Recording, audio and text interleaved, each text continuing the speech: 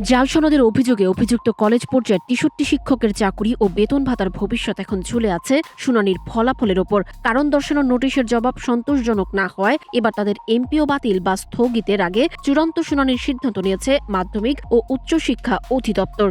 মাউশির জারি করা এক দপ্তরাদেশে বলা হয়েছে, শিক্ষা মন্ত্রণালয়ের মাধ্যমিক ও উচ্চশিক্ষা বিভাগের আওতাধীন পরিদর্শন ও নিরীক্ষা অধিদপ্তরের তদন্তে জাল সনদের অভিযোগে কলেজ পর্যায়ের ৬৩ জন শিক্ষককে চিহ্নিত করা হয়েছে। এরপর জনবল কাঠামো ও এমপিও নীতিমালা অনুযায়ী কেন তাদের এমপিও বাতিল বা স্থগিত করা হবে না সে বিষয়ে কারণ দর্শানোর নোটিশ দেওয়া হয়। তবে অভিযুক্তদের কেউ যে ব্যাখ্যা দিয়েছেন তা সন্তোষজনক নয়, আবার কেউ কোনো জবাবই দেননি। এ অবস্থায় অভিযোগের সত্যতা আরও গভীরভাবে যাচাই করতে শুনানির সিদ্ধান্ত নিয়েছে মাউশি। দপ্তরাদেশ অনুযায়ী নির্ধারিত দিনে সংশ্লিষ্ট শিক্ষককে নিজ প্রতিষ্ঠানের অধ্যক্ষ সহ সকাল 10টায় মাউশির পরিচালকের কার্যালয়ে উপস্থিত থাকতে হবে। মাউশি জানিয়েছে, শুনানিতে উপস্থাপিত নথি, তথ্য প্রমাণ ও বক্তব্য পর্যালোচনার পরই অভিযুক্ত শিক্ষকদের বিরুদ্ধে চূড়ান্ত প্রশাসনিক সিদ্ধান্ত নেওয়া হবে। ফলে ৬৩ শিক্ষকের এমপিও বহাল থাকবে নাকি বাতিল হবে সেই সিদ্ধান্ত নির্ধারণ করবে এই শুনানি।